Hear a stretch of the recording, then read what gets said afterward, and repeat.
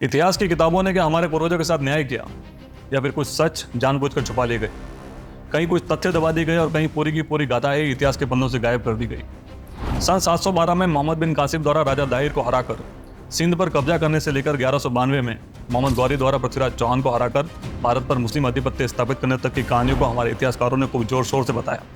इतिहासकारों की माने तो सन 712 में मोहम्मद बिन कासिम सिंध पर हमला करता है और फिर इतिहासकार सीधे आ जाता है 1192 में, यानी कि तराइन के दूसरे युद्ध पर, जहां पृथ्वीराज चौहान को हार का सामना करना पड़ता है। हमारी कई पीढ़ियां इसी अधूरे इतिहास को अपना अंतिम सत्य मानती रही, लेकिन एक सवाल बार बार उठता है कि क्या इन 480 वर्षों के अंतराल में भारत पर कोई हमला नहीं हुआ?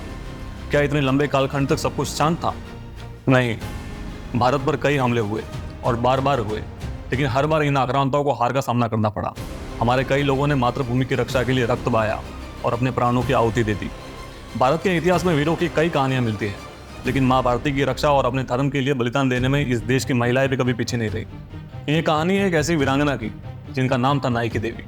गुजरात की धरती जहाँ सूर्य की पहली किरणें एक समय पर चालुक्य साम्राज्य की गौरव गाथा पर पड़ती थी।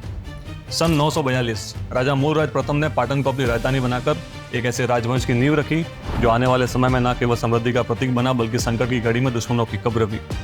इसी महान वंश में जन्म होता है एक और राजा का, जिनका नाम था अजयपाल, और उनकी धर्मपत्नी थी नाइकी देवी। 1175 में अजयपाल जी की हत्या कर दी जाती है और उनके छोटे बेटे मूलराज द्वितीय के हाथों में सत्ता की बागडोर थमा दी जाती है।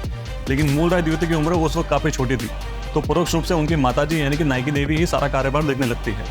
1178 में नाइकी देवी के गुप्तचरों द्वारा उन्हें एक खबर पहुंचाई जाती है कि मोहम्मद गौरी सिंध के रास्ते से गुजरात पर आक्रमण की तैयारी कर रहा है, और मोहम्मद गौरी के पास ये सूचना थी कि चालुक्य वंश में इस वक्त कार्यभार जिस राजा के हाथ में है उसकी उम्र काफी छोटी है और उसके लिए एक सुगम मौका हो सकता है कि गुजरात पर आक्रमण कर अपना आधिपत्य स्थापित किया जा सकता है।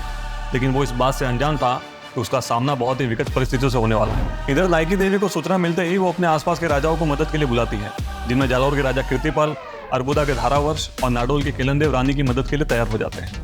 अब नाइकी देवी के सामने जो सबसे बड़ी समस्या थी वो ये थी कि अगर गौरी की सेना के साथ खुले मैदान में युद्ध लड़ा तो जीत संभव नहीं है। तो युद्ध के लिए गद्दगट्टा नाम की एक जगह चुनी जाती है।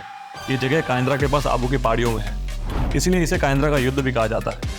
और ये जगह गौरी की सेना के लिए बिल्कुल अनुकूल नहीं थी, और यही चीज़ नायका देवी और उनके सेना के लिए वरदान साबित होती है। सेना का नेतृत्व करते हुए अपने बेटे मूलराज को अपनी गोद में बैठाकर नाइकी देवी गौरी की सेना पर हमला कर देती है। कायंद्रा की पहाड़ियों में गौरी की सेना को थोड़ी ही देर में तितर-बितर कर दिया जाता है। गौरी की सेना के कई सैनिक मार दिए जाते हैं। किसी तरीके से गौरी वहां से अपने कुछ सैनिकों के साथ भागने में कामयाब होता है और फिर से सिंध की ओर लौट जाता है। गुजरात फतेह करने का उसका सपना केवल सपना मात्र रह जाता है। एक महिला के हाथों हार जाना उसके लिए किसी सदमे से कम नहीं था। इतिहासकारों की मक्कारी ने हमें अपने ही इतिहास से वंचित रखा और बस गुलामी की हीन भावना से ग्रस्त कर दिया। हमें पराजय का पाठ पढ़ाया और ऐसी वीर गाथाओं को इतिहास की कब्रों में दफन कर दिया। लेकिन अब हम वो गाथाएं सामने लाएंगे, क्योंकि भारत का इतिहास केवल गुलामी का नहीं है, बल्कि शौर्य, बलिदान और आत्मगौरव का भी है। हमारा काम पसंद आया हो तो इस वीडियो को लाइक करें, चैनल को सब्सक्राइब करके हमें सपोर्ट करें। धन्यवाद।